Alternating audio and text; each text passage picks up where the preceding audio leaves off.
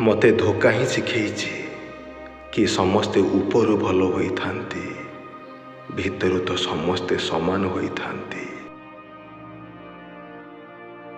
ନିଜ ଭୁଲ ପାଇଁ ପଡ଼ିଥିଲି, ଏବେ ନିଜେ ନିଜେ ଉଠିବି। ଆଉ କାହାର ଆବଶ୍ୟକତା ନାହିଁ। ନିଜେ ଲଢ଼ିବି, ନିଜେ ଜିତିବି, ନହେଲେ ନିଜେ ହାରିଯିବି। କିନ୍ତୁ କାହା ଉପକାରର ବୋଝ କେବେ ମୁଣ୍ଡେଇବି ନାହିଁ। ଅହଙ୍କାର ଯେଉଁ ଜିନିଷ ପାଇଁ ବି ହୋଇଥାଉ, ଦିନେ ସର୍ବନାଶ କରିକି ହିଁ ଛାଡ଼େ। ଟିକେ କଥା ବିଗିଡ଼ି ଗଲେ ମଣିଷ ଏଠି ସମ୍ପର୍କ କାଟି ଦିଅନ୍ତି। ଜଣା ନାହିଁ ଏତେ ସୁନ୍ଦର ଭଲ ପାଇବାକୁ ଭୁଲିକି ରୁହନ୍ତି କେମିତି। ଆଦର କରିବା ଶିଖିଯାଅ, କାରଣ ନା ହିଁ ଜୀବନ ପୁଣି ଥରେ ମିଳିବ, ନା ହିଁ ଯିଏ ଯାଇଛି ସେ ଆଉ କେବେ ଫେରିଛି। ଏହି ଦୁନିଆରେ ଯିଏ ଦୁଃଖକୁ ଲୁଚେଇବା ଶିଖିଗଲା, ସେ ଜୀବନକୁ ବଞ୍ଚିବା ବି ଶିଖିଗଲା। ଏହି ଦୁନିଆରେ ଖୁସିରେ ସିଏ ହିଁ ଅଛି ଯିଏ ଅନ୍ୟ ଉପରେ କମ୍, ନିଜ ଉପରେ ଅଧିକ ବିଶ୍ୱାସ ରଖିପାରିଛି। ବନ୍ଧୁଗଣ, ଜୀବନରେ କିଛି ଭଲ ସାଙ୍ଗ ବି ରହିବା ଦରକାର, କାରଣ ସବୁ ସମୟରେ ଯେ ପ୍ରେମ ରହିବ ଏହାର କୌଣସି ବି ଗ୍ୟାରେଣ୍ଟି ନାହିଁ। ଲୋକ ତୁମକୁ ଭୁଲିଯିବେ, ତା ପୂର୍ବରୁ ନିଜର ପରିଚୟ ତିଆରି କରିଦେବା ଦରକାର। କାହାକୁ ଧୋକା ଦେଇ ନିଜକୁ ଚାଲାକ ଭାବୁଥିବା ମଣିଷ ଏକଥା ଜାଣିବା ଦରକାର କି ତାଙ୍କଠାରୁ ମୂର୍ଖ ଆଉ କେହି ନାହାନ୍ତି। କାରଣ ବିଶ୍ୱାସ ଭାଙ୍ଗିବାକୁ କିଛି କ୍ଷଣ ଲାଗିଥାଏ, କିନ୍ତୁ ବିଶ୍ୱାସ ଗଢ଼ିବାକୁ ସାରା ଜୀବନ ବି କମ୍ ପଡ଼ିଯାଏ। କାହାକୁ ଜୀବନରୁ ଦୂରେଇ ଦେବା ସହଜ, କିନ୍ତୁ ହୃଦୟରୁ ଭୁଲିଯିବା ସହଜ ହୋଇନଥାଏ। ଯେଉଁ ମଣିଷ କେବେ ନିଜର ମନର କଥାକୁ କାହାକୁ ବୁଝେଇ ପାରେନି, ସେହି ମଣିଷ ଅଧିକ ରାଗିଥାନ୍ତି। ଆଉ ତାଙ୍କ ରାଗକୁ ସମସ୍ତେ ଗର୍ବୀ ଆଉ ଅହଙ୍କାରୀ ଭାବି ନିଅନ୍ତି। କିଛି ସମ୍ପର୍କ ଏମିତି ବି କଷ୍ଟଦାୟକ ହୋଇଥାଏ, ସାଥିରେ ଥିଲେ ଲାଗେ ଯେମିତି କେବେ ସମ୍ପର୍କ ଭାଙ୍ଗିବ ନାହିଁ, ଆଉ ଯେବେ ଦୂରେଇ ଯାଆନ୍ତି ଲାଗେ ଯେପରି ସିଏ ଆଗରୁ ନିଜର ହିଁ ଭାବୁନଥିଲେ। ଏହି ଦୁନିଆରେ ହୃଦୟର ସମ୍ପର୍କର କୌଣସି ମୂଲ୍ୟ ନାହିଁ, ଆଉ ଯେଉଁମାନେ ଏହି ମୂଲ୍ୟକୁ ବୁଝିପାରନ୍ତି ସେମାନଙ୍କୁ ନିଜଠାରୁ କେବେ ଦୂରକୁ ଯିବାକୁ ଦିଅ ନାହିଁ। ଆପଣଙ୍କ ଦୁଃଖର ଆଉ ଏକ ପ୍ରମୁଖ କାରଣ, ଯାହାର ଆପଣଙ୍କ ସହିତ କଥା ହେବାର ଯୋଗ୍ୟତା ନାହିଁ, ଯିଏ ସଚ୍ଚା ହୃଦୟର ଦୁଃଖକୁ ବୁଝିପାରନ୍ତିନି, ଆପଣ ତାଙ୍କ ସହ ଆତ୍ମୀୟତା ବଢ଼େଇ ଦିଅନ୍ତି।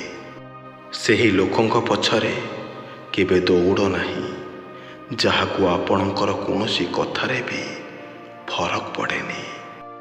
ଆଜିକାଲି ଦୁନିଆର ଲୋକମାନେ ଆପଣଙ୍କର ସବୁ ଠିକ୍କୁ ଭୁଲିଯିବେ ଆଉ ବାରମ୍ବାର ଆପଣଙ୍କ ଭୁଲକୁ କହିହେବେ। ସେଥିପାଇଁ କାହା ପାଇଁ ନ ବଞ୍ଚି ନିଜ ପାଇଁ ବଞ୍ଚିବାକୁ ଚେଷ୍ଟା କରନ୍ତୁ। ସିଏ ଆପଣଙ୍କ ସହ ଏମିତି କେମିତି କରିପାରିଲେ, ଏକଥା ଚିନ୍ତା ନ କରି ଏହା ଭାବିବା ଦରକାର, ଆପଣ ତାଙ୍କୁ ଏମିତି କରିବାର ସୁଯୋଗ କାହିଁକି ଦେଲେ, ଆଉ ଆଗକୁ ଏଥିରୁ କିପରି ବଞ୍ଚିପାରିବେ ସେ ବିଷୟରେ ଭାବିବା ଦରକାର। ଆପଣଙ୍କ ସମସ୍ୟା ଆପେ ଆପେ ଠିକ୍ ହେବା ଆରମ୍ଭ ହେବାକୁ ଲାଗିବ। ଭୁଲ ସମସ୍ତଙ୍କ ଦ୍ୱାରା ହୁଏ, କିନ୍ତୁ ନିଜ ଭୁଲକୁ ମାନି କ୍ଷମା ମାଗନ୍ତି ଆଉ ଭୁଲକୁ ସୁଧାରନ୍ତି କେବଳ ସେହି ମଣିଷ ଯିଏ ହୃଦୟରୁ ସଚ୍ଚା ହୋଇଥାନ୍ତି ଆଉ ସମ୍ପର୍କର ପ୍ରକୃତ ମହତ୍ତ୍ୱକୁ ବୁଝିଥାନ୍ତି। ଭାରି କଷ୍ଟ ଦେଇଥାଏ ସେହି ଦୃଶ୍ୟ ଯେବେ ଆଖି ସାମ୍ନାରେ ସତ ଥାଏ, କିନ୍ତୁ ସେହି ସତକୁ ହୃଦୟ ଗ୍ରହଣ କରିନଥାଏ। କିଛି ଲୋକ କୁହନ୍ତି ନା କି ଦୁଃଖ ବାଣ୍ଟିଲେ କମିଯାଏ, କିନ୍ତୁ ସତ ଏହା କି ଯାହାକୁ ତୁମେ ନିଜ ଦୁଃଖ ବିଷୟରେ କହିବ ସିଏ ତାର ଭଲ ମଜା ଉଠେଇବ। ଜୀବନର ସବୁଠାରୁ ଶକ୍ତ ଚାପୁଡ଼ା କାହାକୁ କରାଯାଇଥିବା ବିଶ୍ୱାସ ହିଁ ମାରିଥାଏ। ଆପଣ ଅଶାନ୍ତି ହେବାର ଆଉ ଗୋଟିଏ ମୁଖ୍ୟ କାରଣ ଏହା ମଧ୍ୟ, ଯାହା ଜରୁରୀ ନୁହେଁ ଆପଣ ତା ପଛରେ ନିଜର ମୂଲ୍ୟବାନ ସମୟକୁ ନଷ୍ଟ କରିଦିଅନ୍ତି। ଟେନସନ୍, ଡିପ୍ରେସନ୍ ଆଉ ଚିନ୍ତା ମଣିଷକୁ ସେତେବେଳେ ଅଧିକ ହୋଇଥାଏ ଯେବେ ସେ ନିଜ ଖୁସି ବିଷୟରେ ନ ଭାବି କେବଳ ଅନ୍ୟ ପାଇଁ ବ୍ୟସ୍ତ ହୋଇଥାଏ।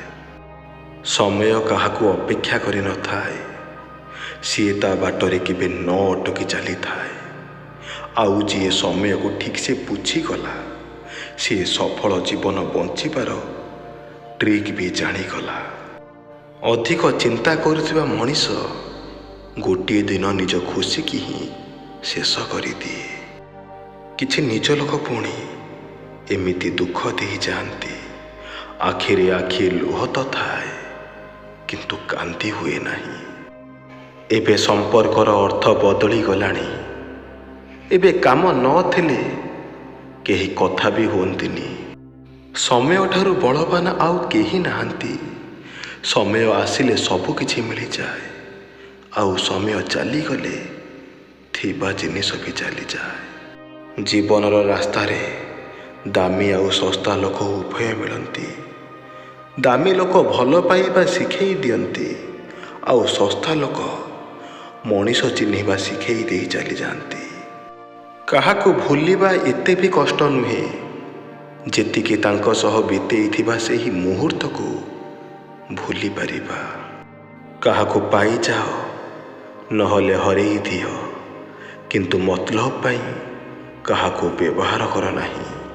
ମଣିଷ ବୁଝେନା ହୃଦୟର କଥା, ସଂସାର ବୁଝେନା ମୋହ।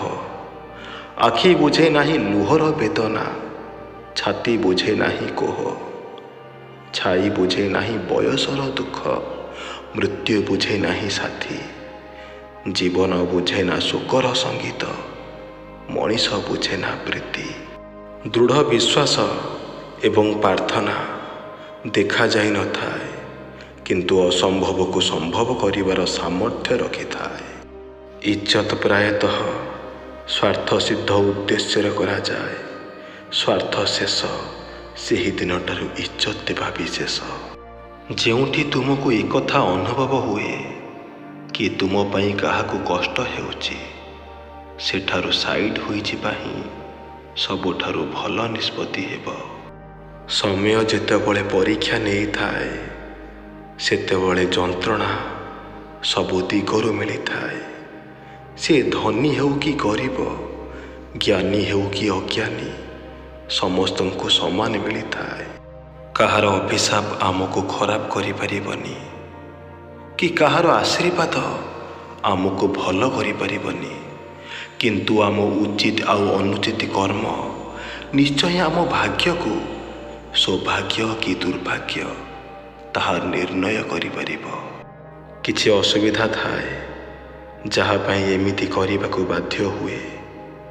ଯାହା ସହ ସଚ୍ଚା ପ୍ରେମ ଥାଏ ପୁଣି ତାକୁ ଭୁଲିବାକୁ ପଡ଼ିଥାଏ, କାରଣ ବେଳେ ବେଳେ କଥା ପରିବାର ଆଉ ବାପ ମାଙ୍କ ଉପରେ ଆସିଯାଏ। ସେଥିପାଇଁ କେବେ ଏକଥା ଭାବିବ ନାହିଁ କି ତାଙ୍କ ହୃଦୟରେ ପ୍ରେମ ନଥିଲା ବୋଲି। ଝିଅଟିଏ ବି ସଚ୍ଚା ଆଉ ବହୁତ ଅଧିକ ପ୍ରେମ କରିପାରେ। ପରିସ୍ଥିତିର ଚାପରେ ପ୍ରେମକୁ ଛାଡ଼ି ସାରା ଜୀବନ ପାଇଁ ଲୁହକୁ ବି ସାଥୀ କରିପାରେ। ଧୋକାବାଜ କହି ତାକୁ କେବେ ଗାଳି ଦିଅ ନାହିଁ। ତୁମଠାରୁ ଅଧିକ କଷ୍ଟରେ ସିଏ ବି ଥାଇପାରେ।